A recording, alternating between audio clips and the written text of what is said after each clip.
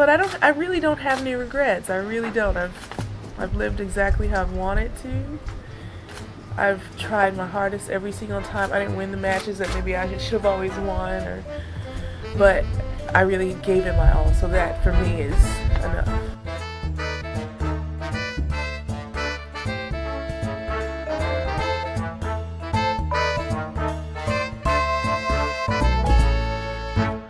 Hi everybody, welcome back to The Body Serve. I'm James. I'm Jonathan. This is number 118, which is roughly the number of accounts I've blocked on Twitter. Fun fact. No, I'm just kidding. I've blocked way more than that. Oh my god. Jonathan, welcome back to Toronto. Thank you. We are reunited again. And it feels so good. Does it? It absolutely does. I am so happy to be back home. The day before I left, I was there Saturday to Thursday. Wednesday, walking around the grounds is like, well, damn, I miss him. Who? You? Vince? And then Thursday, I was like, well, I don't really want to leave. Fuck him. You know, this sweetness, our listeners are not going to be able to tolerate. Just how sweet you are. Saccharine. That's about as sweet as it gets. Yeah. That's how we've survived so long. So we're coming to you on a Davis Cup weekend. The women have been in Monterey and Charleston. Yes. I know you probably want to tie up some loose ends from your time in Charleston. I didn't get to be on the podcast, live while you were there. We didn't do any Skype sessions or anything. You didn't get to hear the bushbirds calling in Charleston. I know. I only heard it at the same time as everyone else. I didn't hear it in real time. It wasn't until I was editing the episode that I heard it afterwards. I have to say, it was very calming. It was soothing. Now, let's just debrief from your time in Charleston. This is your second time there. Mm-hmm. So you've been impressed there 2 years in a row. You like this tournament. It's a nice atmosphere. Anything different about this year? Anything that stuck out for you? Well, damn, this is the interview Jonathan part. I'll tell you what is the same, in a sense, is the carnage for the top seeds. Mm-hmm. They, much like last year, they all just kind of fell away in quick succession. Right. This time around.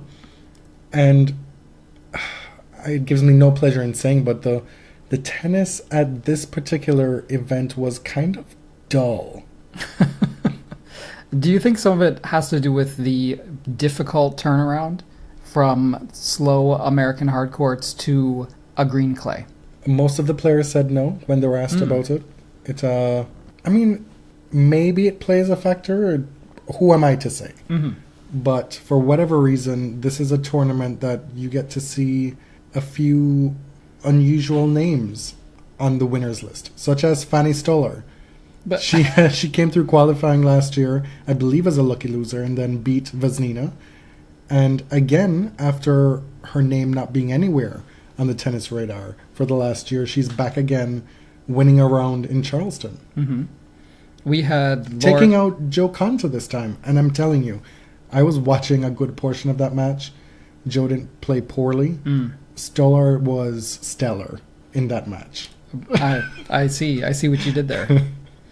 Laura Siegemund was back from her ACL tear last year. Mm-hmm. She beat Venus in the first round in Charleston last year. And we know she's a phenom on clay. She's one of the few really clay specialists, if you can say, on the WTA Tour. The other clay specialist is the champion. Yeah, Kiki Bertens, who just French Open semifinalist, feels right? really at home on this surface. Yeah. Let me tell you, Siegemund tried it with Naomi. People know her.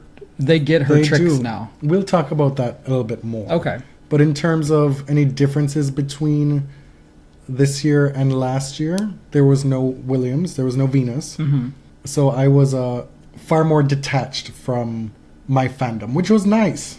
I was very much on edge last year, knowing that I had to go into all XSR and Venus Williams will be right there. Mm-hmm. This year on, it's not something that I doubt I'll ever not have nerves about doing. But once you get into it, then it's really smooth sailing. It's the dread leading up to it, like, oh my God. Right. The planning in terms of what you're going to be asking and not knowing the order of who's coming when and how the the tenor of the discussion. It's a bit of a discussion more so than a Q&A, how it's going to go and what mood the players are going to be in, testing the waters a little bit. And it takes a little bit of time for me to get full throttle, put it that way. And by the time you get fully comfortable, it's time to leave. Because I don't do this on a week-to-week basis, right? I feel like if I were doing it like a 3-4 week stretch, like I'd be fired up and ready to go. Right. But it's still a deer in the headlights kind of situation for me. I was struck listening to a few of the clips that you sent me from the All Access Hours. Madison's, it felt different from last year's, because I think we had clips of her last year as well as this year. We both arrived independently at this, that she seemed a little more grown up. Her answers seemed a bit more real. I felt that in the past there's been a real veneer, something holding her back. She can give really rote, kind of uninteresting answers this time, and I felt there was a big difference this year. Even her physical presence in the room felt more mature. I remember telling you last year, you're like, well, how is Madison? I was like, she was perfectly nice. She smiled, she answered questions, but it just didn't feel like there was an intent to really go beyond the surface of the questions. Do you know what I mean? It was a little bit, you said rote was the word. I suppose that's a good way to describe it.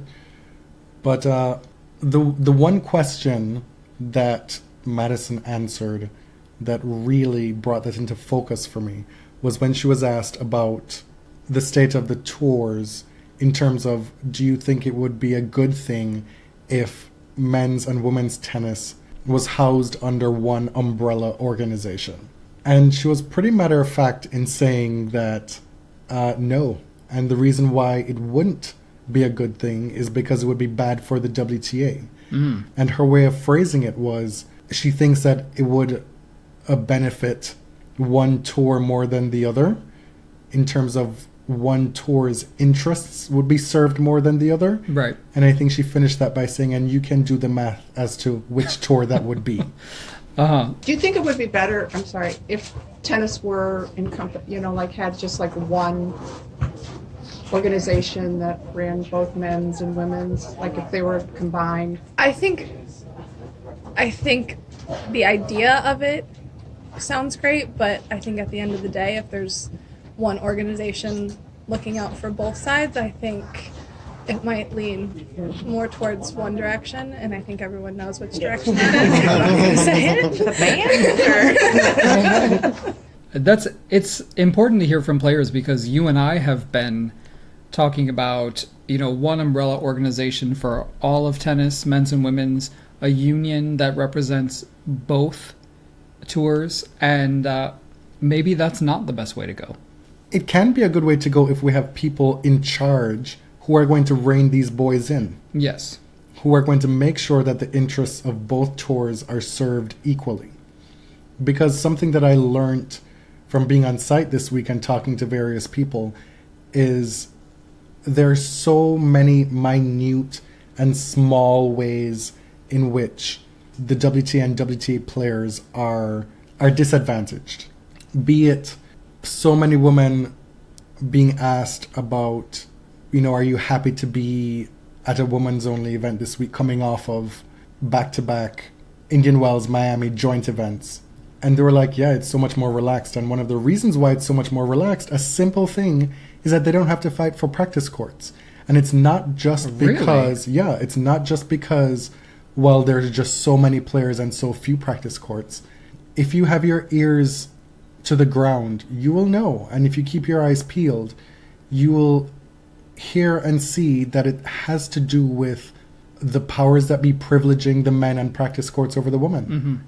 That's very interesting, because that's actually something that Jamie Murray has complained about for doubles players.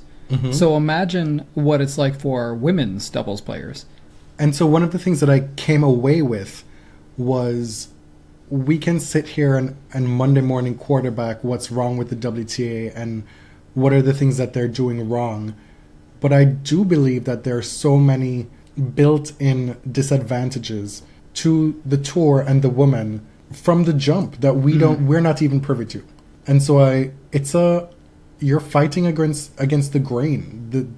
The entire existence of the WTA tour, sadly, after how historic and brave its inception was, is now fighting an uphill battle to get their piece of the pie against the men who have everything handed to them. I think it's interesting that now we have a feature film, a mainstream movie that is about, in part, the birth of the WTA. The story is becoming more widespread, people understand it, and the danger in that is that people tend to think that the fight is won, that it's over. And it goes hand in hand with movies about civil rights, about gay rights. When these things become mainstream, a lot of us believe, well, I guess we've accomplished what we needed to. But you don't see that these battles are being fought on a small scale every single day. Let's move on to Naomi Osaka. She's coming off the win at Indian Wells. The win against Serena Williams in Miami, right after that. So a lot has been happening for her in a very short time.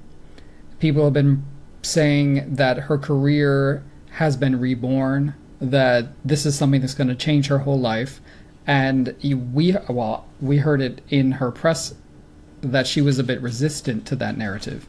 I think she senses the pressure mounting. The sports press looking at her as the next big thing. And so we saw a very illuminating and personal press conference with her after she lost in Charleston. She's definitely pushed back against suggestions that it was a life-changing win in Indian Wells.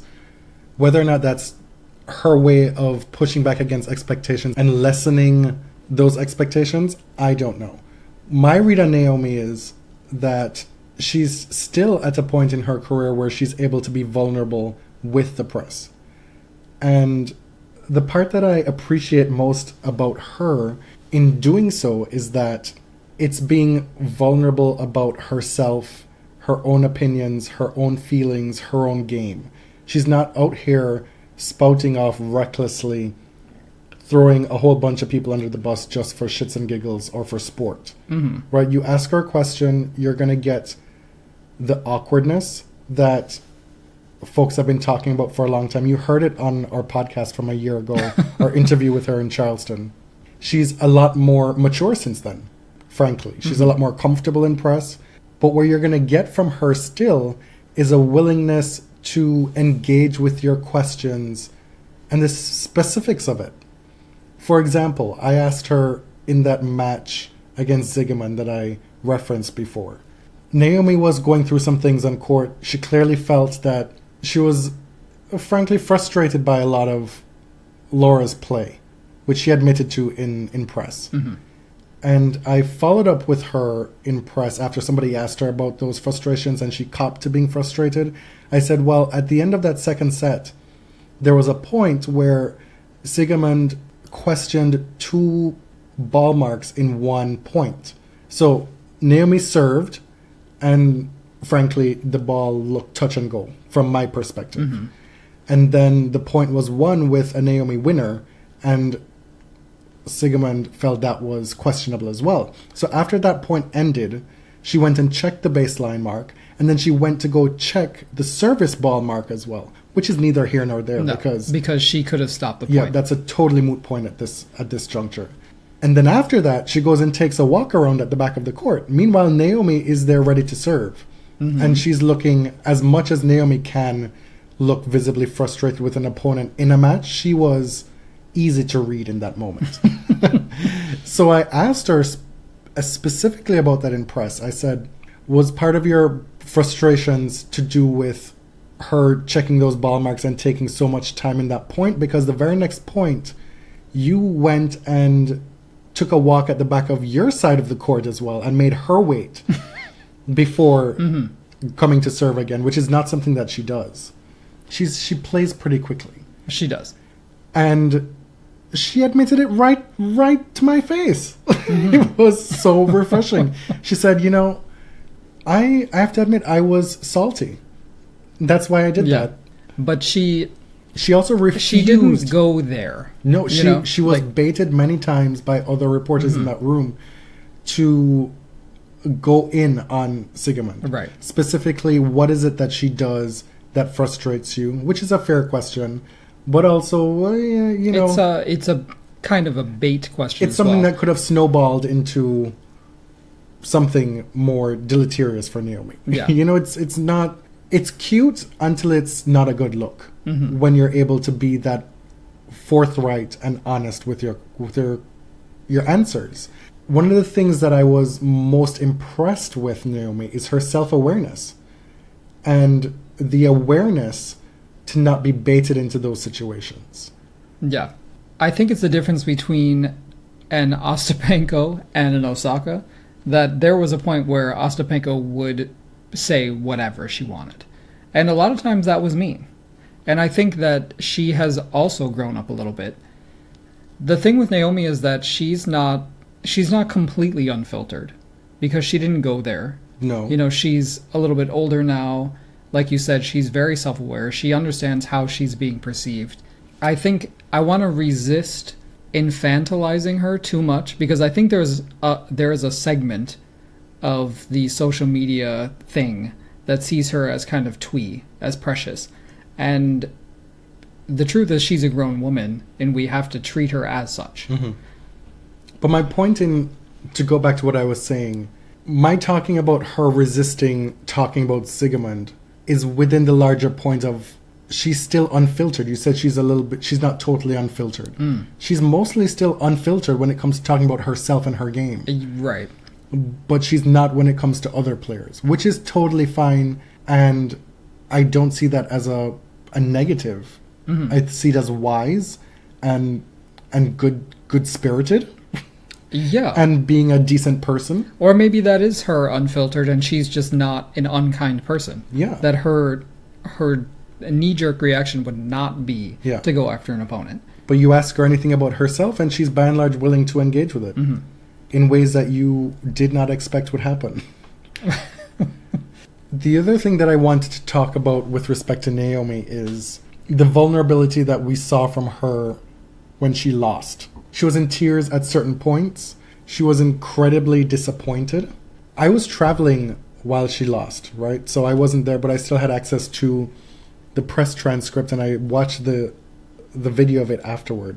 I wasn't surprised that she lost. The day before when she was in press, she seemed a little bit tired. She admitted to being a little bit tired, mentally, emotionally, physically, or whatever.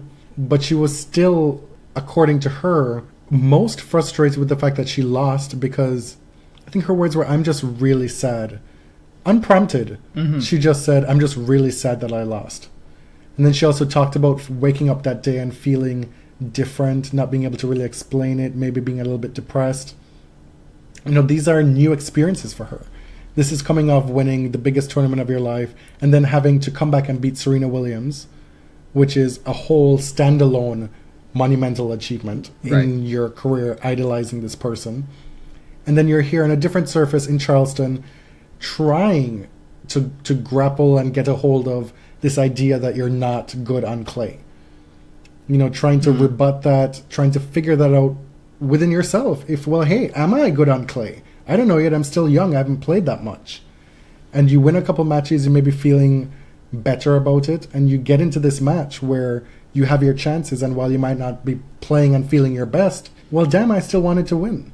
And she's able to still, in those moments of great disappointment, give us more of herself. And what I want, and I hope for Naomi, is that I have this hashtag here, I hope you dance, that Leanne Womack song, which one of the lines is, I hope you never lose that sense of wonder. That's what I really hope for Naomi. She's at to my mind, a crucial point in her career where she could become jaded by this whole process, by putting herself out there and then having it be taken and used in really harmful ways to her. By press, by fans, by people on Twitter. I'm seeing quite a bit on Twitter now. People are saying, "Oh, I'm already tired of her shtick." Thinking that she's whining. No, that her in this awkwardness sense. is a put on, or that it's a bit much. It's like not normal. Like, what is she, like? I'm tired of hearing about how awesome she is because of so and so. And so the heightened exposure that she has now as getting toward the top of the game. What we knew about her a year or two ago as being awkward, and we're celebrating like in our small little bubble on this show and like her, amongst her fans. Now people are being exposed to that in large volume. And you know how people are? Yes. The more somebody's presented as good in a certain way, these, I quote unquote, bad-minded, contrary people are going to be like, well, if you don't like her, that's fine. But the natural response in situations like this, and I say natural in air quotes, is to push back against it because it's a bit too much. Mm-hmm. You know, like, don't hold that against her. Let's not get to a point where Naomi feels like she has to go back in her shell because of people acting a fool out here for no good reason. Also, if you're told that somebody is real and authentic enough times, the public at large loves to break that down. The backlash is just very interesting to us as a culture. You're seeing it, this is certainly not the same situation, but you see it with Jennifer Lawrence now, because absolutely she not was the same situation. No, it's not. But she was an absolute superstar, like force of nature. You could not read a bad word about her for a few years there, right? Because she was so real. And I don't necessarily think that was, I mean, that was movie star real. That was an image. That was like a performance that was effective for a short time. Yes. And now people are, I mean, absolutely in euphoria tearing her down, right? Like everybody hates her now. And so I hope that tennis is not so mainstream that happens to our stars. I think Naomi is an entirely different person, and the persona that she's given off is largely her. But I hope that doesn't happen to her. Yeah, well, tennis is not that mainstream. Unless she goes and wins a couple slams, that's not going to happen to her. I'm talking about people who should know better on tennis Twitter. Yes, and related, this week, you saw a little bit of, oh, she should just buck up, toughen up, stop complaining. You got money, you just won Indian Wells, wah, wah, wah. And to me, it's like, what? Like, who are you? Are you somebody who's never felt sad in your entire life? Like, leave her alone. Just let her be her. Chill out. How many days a week do you wake up ready to get at it in whatever it is that you have to do? Like, the older you get, the more every day is a struggle. Let alone when you have to be a top athlete. I wish her the best. I think, related to this, I'm taking my reporter hat off. And personally, I don't know that while as a reporter and a commentator, or as a journalist, you want players to give unfiltered, fascinating answers that strike a chord. But players do emotional labor. Being in the press room, doing the all-access hours, doing the videos, that is all labor too. That has value. Yes. It takes energy. And part of me wants someone like Naomi or any player to think about preserving a part of themselves, to protect themselves. So if she does become more closed off, I'm not going to be upset. I'm going to think maybe that's a self-care routine. Mm-hmm. Giving less of yourself to protect that part of yourself from the public. And while we still have that, we should appreciate it. Mm-hmm. Now, I can say definitively, this is an ongoing project for us. That whole business of finding a fave after or current crop of mid-30s faves retire. Naomi's right near the top of my list. Yeah, mine too. So you've got one. I finally have one. We can declare now on episode 118 that we've gotten a new young fave for James. Yeah. Okay. So to put this final wrap on Charleston, let's talk about the results. Your champion is Kiki Bertens. Because of weather on Saturday, the only play singles-wise that we got was Gerges and Sevastova. They played to 4-all in the first set. Mm-hmm. And so they had to come back and play both semis and then the final on Sunday. And first up was Madison Keys and Kiki Bertens. Madison, oh boy. Madison lost the first set, came back, won the second in a tiebreak, held 2 match points in the third set before Bertens eventually was able to get the job done. And we'd seen multiple reports all week that Kiki, toward the end of the tournament, was nursing some kind of niggle. She wasn't necessarily at full strength, but boy, you would never know that by that final result, beating Julia Gerges 6-2, 6-1. Right. Bertens suffered a hip injury on Thursday, and it looked pretty painful, but she came back and played 2 matches today, one of them a long one against Madison, 7-6 in the third. She should have been the player who was hurting, but she did have more rest today, even though she played a longer match. Gerges played a tight 2-setter against Sevastova and came out and only won 3 games in the final, unfortunately. It's just not ideal preparation at all for a title match. Bottom line, a good result for Madison. She talked ad nauseum, at length, whenever anybody would listen, about how much she loves Charleston. She said in her on-court interview after one win that when she's making her schedule at the start of the year, Charleston is the first tournament that she puts at the top of her list that she must play. And clay she made the final of Rome, lost to Serena. So it's not that she's totally unaccomplished on the surface. Green clay is a bit different than red clay. Something I heard a lot all week is that all clay is different. You play 3 red clay tournaments in a row, all 3 will play differently. And so that's something for her to hang her hat on going forward. Yeah, I'm hoping that she moves past the sarcastic comments about clay and about 45-shot rallies. Like, I'm tired of it, to be honest. It's one part of Madison's shtick that I don't find cute at all. It's like, yeah, clay is one of the important surfaces in tennis. Get over it. Well, she gets asked that a lot. She does. And it's asked in that kind of glib, flippant way, too. Right. She's kind of giving back what she gets. Not in a mean-spirited way. Fair enough. I mean, this is one of the things where it reads worse than it really is, I think, from having been there this week. Okay. The other event that happened on the WTA this week, Garbiñe Muguruza just won the Monterrey title, a hard-court event. She beat Timea Babos in the final, coming back from a set down to win in 3 sets. It's a tournament that you would expect her to win on paper, so she did it. And, why not play on hard court in April in Mexico?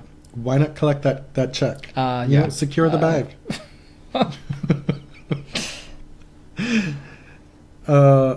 Okay, Alizé Cornet was in Charleston this week. Uh-huh. She made the quarterfinals. She is embroiled in an anti-doping controversy. Yes. She announced it in January. She confessed, if you will. She was cited because she missed 3 visits from a doping control officer in 2017. Now, how this works is that the top 60 men and women in tennis and the top 10 doubles players... 60. Yes, okay. 60. They're in what's called the registered testing pool. And each of these players has to submit their whereabouts for every single day of the year, if you're in the registered testing pool. Now, players outside of the pool are also subject to out-of-competition testing, but these 60 players have to submit their whereabouts every day. So Alizé has been in this pool many times before, I imagine. She's been in the top 60 for years, but she was not where she said she was going to be 3 times. And this is a big deal for WADA and the ITF. So... Which is to say, you could be in Charleston and you lose early. You're like, well, you know what? I'm going to fly to Atlanta. I've always wanted to go check out Atlanta. I hear it's happening. It's fly. The gay nightlife is on point. I've been looking at Buckhead on Real Housewives of Atlanta for all these years, and I just want to see it in person. I'm going to go visit Portia. I'm going to go hang out. Nobody would ever I'm going to hang out with Phaedra Parks, get some legal advice. You can't do that because... No, you cannot. Unless you then go tell WADA where you're going to be at the last minute. Correct. It cramps your style as a human being, frankly.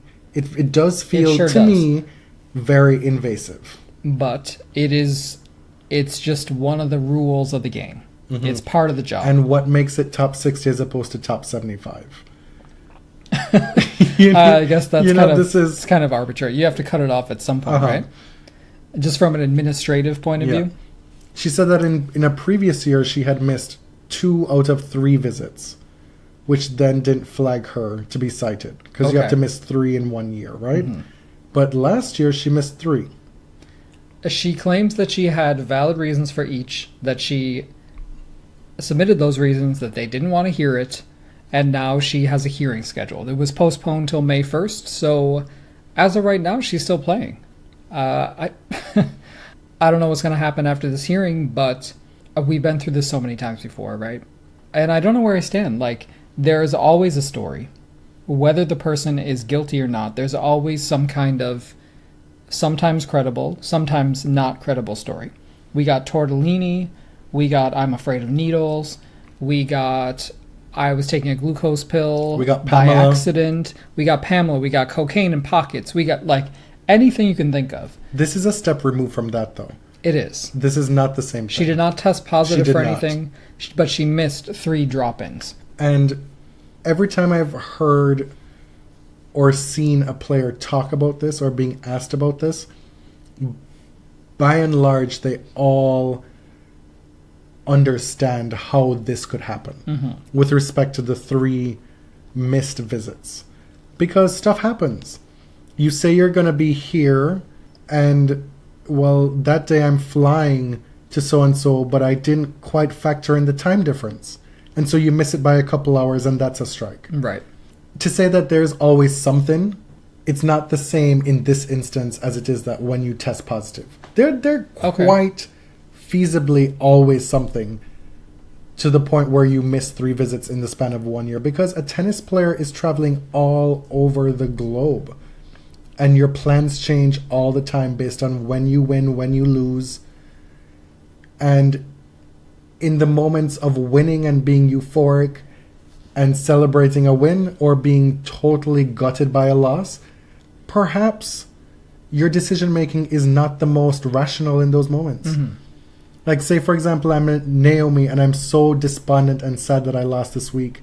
And I said I'm going to be so-and-so, and I totally forget, and I go somewhere else to take care of my own emotional well-being in that moment, not thinking what the ramifications are. Okay. Or if you lose early in a tournament you had scheduled and jet off to go play a challenger. Yeah. Which is feasible if you're in the top 60. You can still do that.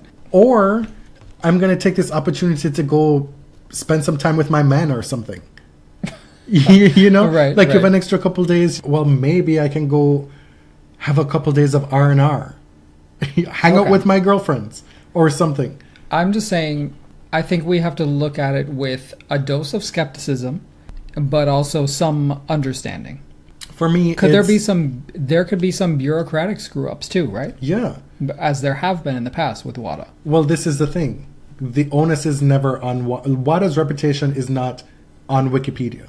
Right. There's no whole paragraph on WADA's reputation on Wikipedia, the way it is when, 2017 to 2018, Alize Cornet was embroiled in this doping scandal that we don't really know what the true story is, because there's just so much uncertainty. Like, do we just trust WADA on its face? Yeah. Because that's what they do. The onus is always on the player, and they're the ones who have to suffer the consequences in the court of public opinion, which can be far more detrimental to their well-being and careers than the actual court for arbitration of sport.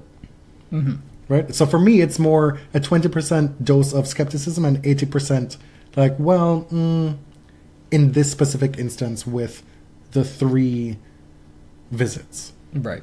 And I think the more you look into what this entails is the more you're able to take that position, regardless of how you feel about a certain player. 'Cause I know a lot of folks out here don't like Cornet, right? Davis Cup. So, Spain recovered somehow after Ferrer lost to Zverev, after the Lopez's inexplicably lost to Struff and Puetz in the doubles. Rafa won both of his singles matches. What was quite impressive was him wiping the floor with Sasha Zverev. I would like to take some credit here in that you were like, I don't know if Rafa can do it. I'm like, Rafa is going to do it. Okay, this is Rafa on red clay in Spain in Davis Cup, but he has been out of the game. He withdrew or retired from 7 or 8 tournaments since last fall. We just didn't know what kind of shape he was going to be in. He played a very good match against Kohlschreiber in his first singles, but Zverev is a whole other thing. That's one way of describing him.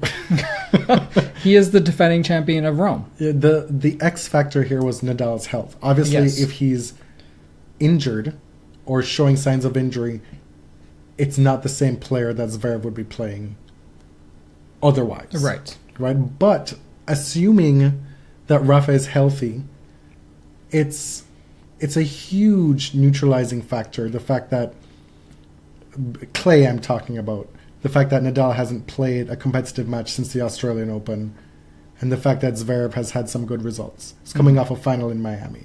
That is mitigated by the red clay. Yes. And then some with a healthy Nadal.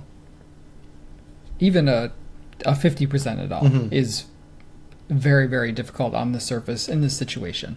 What I was critical about at the time was that they chose to play Ferrer for both singles matches. And you could say I was proven wrong. I don't think I was. You were certainly clapped back at. As you all know, the Armada fandom is fierce, and they will shut you down. Even if you're friends, they will shut your ass down. They are vicious, more vicious than Rena's army, I would argue. I don't know where... Well, they have no sense of loyalty. That's true. That is true. That's what I it think is. that's the Like, rub. the Armada trumps everything. Right. Like, you could be out here... There is no critique they will hear. You could have Armada receipts flying out of your ass, you know? And your last misstep is what's going to be on your tombstone. Correct. So since I'm already in the doghouse with the Armada, No, but where I'm you... just going to say, Okay. Roberto Batista Agut was chosen for this tie. He could have gone out against Kohlschreiber of course this is kind of moot because David Ferrer won in a long 5-set match. It was exciting. In the final rubber is the hero of Davis Cup. But, he's the hero after having lost the first singles match. He needed to redeem himself to get Spain to the next step. I'm just saying.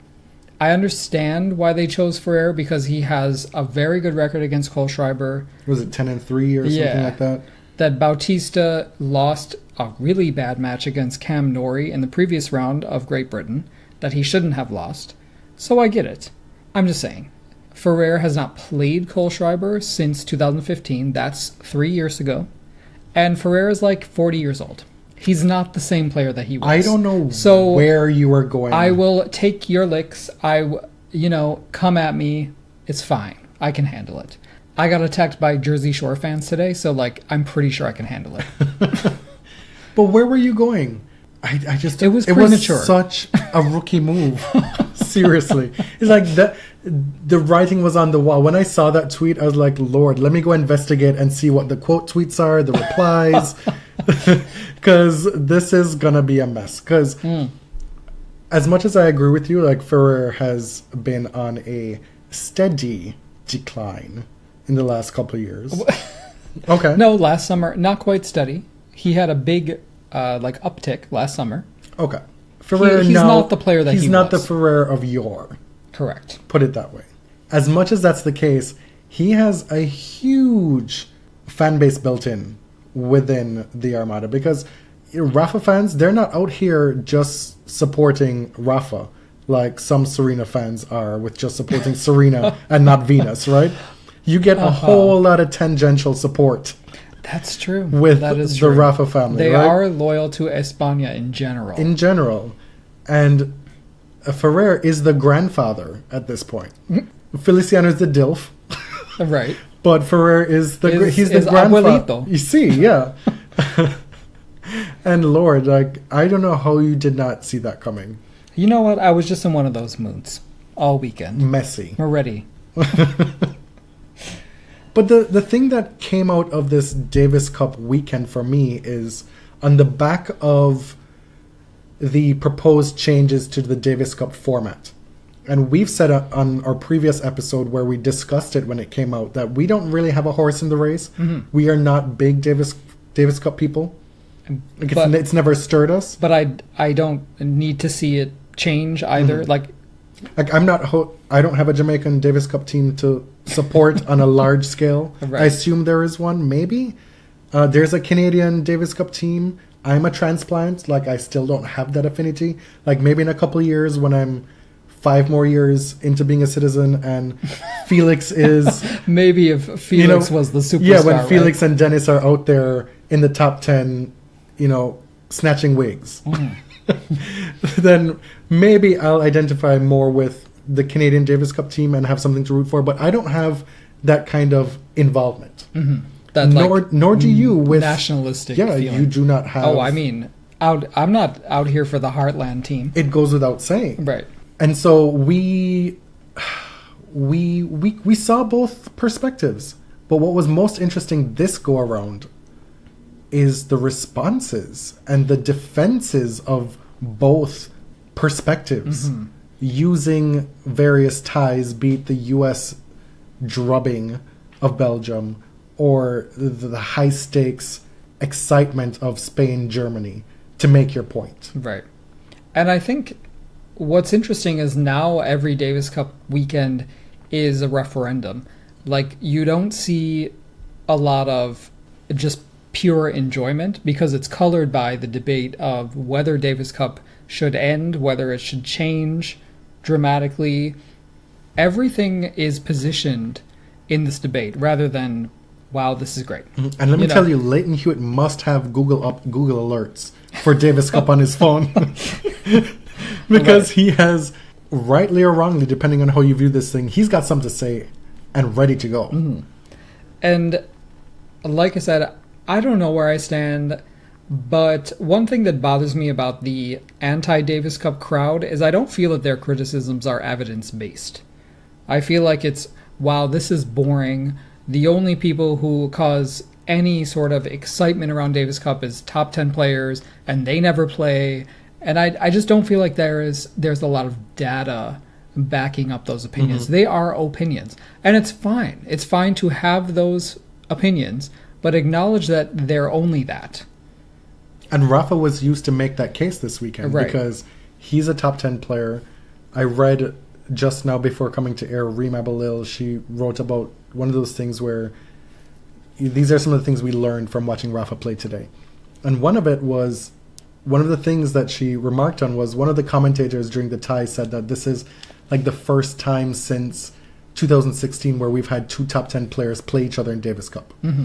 And so that whole business of there being a lack of top talent, being interested to play Davis Cup or being willing to play Davis Cup is hurting Davis Cup. Again, where's the numbers for that? Mm-hmm. It also benefits from a lack of context. How many top players were injured during mm-hmm. Davis Cup weekends? And how many top 10 players do we care about? Aside from the top 5 or 6, right? Jack Sock was a top 10 player. Exactly. He could play all the Davis Cup ties. I still won't be watching. It makes me take pause when I see journalists advocate so strongly for something, because I just don't feel that I need to see the evidence behind it. Anyway, Spain won 3-2, is moving on to play the defending champion France in September after the US Open. Listen, forget what we all just said, because if the top players are there for that, if Joe is off his hospital bed, if his knee is in full working order. Oh my God, don't remind me. If Rafa is going to be playing that, if the teams are stacked, that tie is going to be lit. Yeah. I mean, that's the marquee matchup in the next round. And then we have Croatia. Mm-hmm. So Cilic won his 2 singles matches. Coric lost his 1 singles match, but it was fine because they already had 3 points. They defeated Kazakhstan. USA, let's speed through this, beat Belgium, who was without Goffin. And our friends Isner, Harrison, and Query all got singles wins just to rub it in. France beat Italy. Pui beat Seppi and Fognini in singles, and Mahu Herbert beat Bolelli Fognini, who are like the perennial Italians doubles team. They're always there. Has this weekend's play changed anything in your mind as far as how you view the changes upcoming for Davis Cup? Because we've also gotten confirmation too, not big surprise, that Rafa with his buddy who is heading this change, Gerard Piquet, that Rafa is in favor of these changes. Really? Yeah. Oh, I missed that somehow. It has a little bit. I'm a lot more cynical about the changes. I feel that tennis is dominated by corporate sponsors in so many areas, and this is just one more. This is just capitalism run amok in tennis, and I don't know. It's going to take a lot more convincing for me at this point. I'm on the same trajectory as you with this, for a different reason, in that I want people to show me with concrete evidence that this is something that needs to be changed, and that the changes, these drastic changes that are going to be made, are worth the destruction of the more than a century of history with this event. Like, that's something that really great care should be taken before you set that aside. And I'm not quite sure that the people involved, like you said, have any care in the world about that. And it's not just capital driven. Like, it's seeing the clamoring and the crying for a change from various parties, be it the players, commentators, talking heads, journalists, saying, oh, this needs to be fixed. I'm like, well, wow, that is something that I can wiggle my way in and make some coins. And I think I'm more in the camp of, well, let's spread the Davis Cup year over 2 years. I think that seems more viable to me at this point. The whole business of getting people to watch it and more interested in it, and having it being a contained 1 week event, defeats the purpose of Davis Cup, in a sense. Because Davis Cup is, by definition, over the years, spread out. Right, and I think we talked about it on our previous episode, that I think it skirts a lot of the issues with Davis Cup, because those blank weeks are now going to be filled up with more tournaments. So many of the top players were asking for a reduced schedule. This has increased the schedule and added another event at the end of the year, in addition to Labour Cup, World Tour Finals, all the endless hardcore tournaments in Asia. It's just another week. And I'm not confident that they can attract the top talent, which is what they want. We got a statement from Capital Tennis, who is in charge of the Washington Castles out of D.C. Which is a world team tennis team. Yes. Regarding the drafting of Tennys Sandgren to the Washington Castles team for this year's edition of World Team Tennis, which you might recall is Billie Jean King's brainchild. Right. And so when it was announced a few weeks back, I was like, well damn, this is interesting. Let's see how this one plays out. And seemingly out of nowhere, we get this statement from Capital. The handle on Twitter is @Capital Tennis DC, if you want to go check it out. We're also going to read you the statement. It says, "Good afternoon," with an exclamation mark. Good afternoon. We've received a growing number of questions from concerned members and others within the LGBT community about our partnership with the Washington Castles and their decision to draft controversial ATP player Tennys Sandgren. As you may know, he drew widespread criticism for his alt-right tweets and interviews that came to light during this year's Australian Open. In collaboration with Team DC, we remain committed to promoting equality and inclusiveness in sports, which includes providing social experiences to members that support this mission. We're in talks with the Castles and Team DC to discuss a path forward this season, and will update our membership on those discussions as they occur. Now, what in the hell does this mean? Did that come out of nowhere? I was not prepared. No.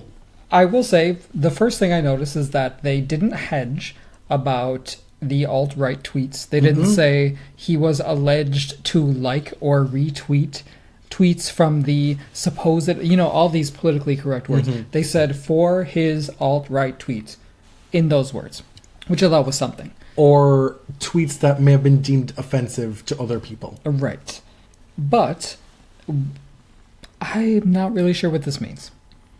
I guess does it mean they're reconsidering the choice? They didn't say that. No. They said they are in talks with the castles to discuss a path forward. That's the most commitment we got. I'm not sure what that means. Do you think that this is something that, if the decision is taken to remove him from the team, that it would be justified? I don't know. I don't know. I'm sure there have been objectionable choices in the past. Your question is a good one, but I feel that I'm in a place where I don't want to deal with it anymore. Like, I'm done with it. I'm done with Tennys Sandgren. I think that his day in the sun is over. And there are probably a lot better choices to play for the Washington Castles. That's it. Now, if his transformation is sincere, if he shows real growth, like, I don't really care about his personal growth. I'm just not that invested in it because I don't believe that we're going to see him as a consistent top player. So I don't really know where I stand, to be honest. We talked about this when the final thing we said on this issue with regards to Tennys Sandgren.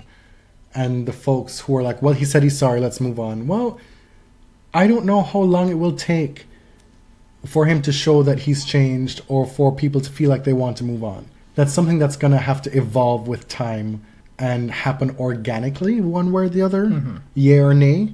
And I haven't been paying attention to him, his Twitter, what he's liking or whatnot. But perhaps there's going to be some kind of social outreach attached to his appearance with this. Maybe that's something that they're going to be talking about. We had said that maybe he goes and donates to the Trevor Project or a whole bunch of other different organizations that could show a desire to really make amends. Right. Which I don't really see happening, but I do believe that people can grow and can change. So I don't think it's a blanket he is done for forever. But what is this? It's not, for me, it's not enough to be just like, oh, we're selecting him, because why are you selecting him other than the notoriety that he has gotten from this situation to then bring people to view and sit in your seats? It seems a little bit sketchy to me. And you know what? There are other American players that you could choose who don't invite that kind of scrutiny. They happen to be black. Yes. All of them. Fancy that. Michael Moe, Francis Tiafo, Mackie McDonald, who is not black. Correct. Forgive me. But there are other exciting, up-and-coming male tennis players, if you need a male American tennis player, who are not Tennys Sandgren. And they don't have to be American. And they also, well, it's true, but if you want an American player, there are others who don't have that kind of baggage. So that is something that we will have to keep an eye on and see how that develops. That said, we're not really that invested. It just kind of came out of nowhere, and it was like, okay, this is something we can talk about. I'm going to end this episode with a shout out, and then the last bit is going to be all you, because you want to talk about the live musical of Jesus Christ Superstar. Yeah. Which I've never seen. I don't have any frame of reference. You were telling me all these amazing things about it. It's like, I don't get it. I don't understand it. I've never seen it. Like, okay, well, we'll get there. Yes. But shout out to Carol, who I met in Charleston. I was at I believe it was a Taylor Townsend Zigerman match. And that was something. It was fun. And so I'm leaving. I think I'm just leaving the Althea Gibson Club Court, and somebody comes up to me and says, "Hi." I'm like, oh. I don't expect people to know me. I don't really talk to people in my regular life. In your regular life? In my regular life. So I thought I was just walking in Toronto at that. That was my persona at the moment. Well, in Toronto, you would like avoid and walk the other direction. Yeah. Which most people would. Yeah. And so it was such a pleasant surprise to have Carol come over and introduce herself and say, I've been listening to the podcast for a little bit over a year, and, I really enjoyed, and it's great to meet you. And I was like, well, you know what, Carol? It is great to meet you. Mm-hmm. And it was great to meet your kids and your mother. We took a picture. If you can somehow, Carol, if you're listening, I know you said that you're not on Twitter, and you demeaned yourself, frankly, by saying that you're just an old lady and that you're not on Twitter because you're an old lady. I did not meet an old lady that day. So one, get on Twitter so we can interact and be in touch. But if not, then email me, please, a copy of that picture. I'd like to have it. You can email that to thebodyserve@gmail.com. It never gets old, right? Like it's crazy to me that people will approach us in person and know who we are. Getting into this, I never expected that to happen. No, it's still, no disrespect, Carol, it was still like very weird. Welcomed. But in the best way. In the best way. Yeah. Welcome, but very weird. We legitimately think of ourselves as nobodies. Like, that's not a put on. We're literally at our kitchen table right now recording a podcast. Yeah, we sure are. And it's no small miracle that people out there listen to us. So thank you. And still put up with us after all these years. I'm going to finish with the things we like. We haven't done this in a while. Things we like, things we dislike. Things you like. Mine's going to be mostly like. First, let me tell you the story. Totally unrelated. I tweeted the other day about how I was only going to watch the Jersey Shore reunion if Angelina was there. Mm-hmm. Angelina. With her black garbage bags. Yes. That she hauled her ass out the first time. So, first of all, did you know Jersey Shore is coming back? Or it's back. I did not know. They're doing a family, it's called Family Vacation. They're somehow all younger than us, still. Like, how old are we that they're younger than us? I have to say, like... You double-check this? I did, except for Mike. Mike was old, 10 years ago. Mike is like 36, which is not old, but he has lived a life. But he was 26 going on 50 10 years ago. So... I'm bringing this up because I want you to know that Jersey Shore has stands that are just as vicious, if not more, than tennis stands. Because I tweeted this thing about, I'm only watching Jersey Shore if Angelina comes back. Because she's hilarious. Like, she was the villain of the first 2 seasons, right? Mm. It was a mess. Angelina. So people came out of the woodwork to attack me, saying that Angelina is an affront to the Jersey Shore family. Did you know? That there are people, there's a fandom who considers themselves part of the Jersey Shore family. This is where our lives do not intersect. I could not even believe it. So I told this woman, well, who asked you? I can't believe that you spend so much time with Jersey Shore still. I mean, it was mostly a joke what I tweeted. I'm like, who asked you? She came in my mentions talking about Angelina and how she's an evil, wicked person, and then tagged her. Like, that is just rude. Is that why Angelina retweeted your original tweet? No, that happened before. Oh, yeah, by the way, famous, because Angelina retweeted my tweet. But I was like, listen, Nancy, it's not that serious. Like, it really is not that serious. And if the Jersey Shore cast is part of your family, you need to, like, get your life together. Lord. Anyway. Jesus Christ superstar. Jesus Christ indeed. Things we like. I have to thank the few people on tennis Twitter who experienced this with me, because you were out of town, I was alone, and I was driving home from Rochester, I rushed home. So much so that you did not even go and get my duty-free liquor, because you were so intent on getting home in time to watch I was this. not expressly asked to do that, so I did. How long have we been together now? I just have to say, this was an incredible production. I fell in love with Jesus Christ Superstar when I was probably 12 or 13. And it was a very close group of friends in my neighborhood. We used to sing, like act it out, sing along to it. it was a really specific time and place. So you have This was your version of Stranger Things. That was your crew for Jesus Christ basically Superstar. this was the squad. Yeah. You used to make home videos. Well, yeah. I've seen one. Yes, and nobody else will be seeing it. With that bowl cut that you were sporting back then. That I did not have the bowl cut at that time. I had a much better haircut by then. And it you know how it's so hard to describe, like when you feel like something is made just for you.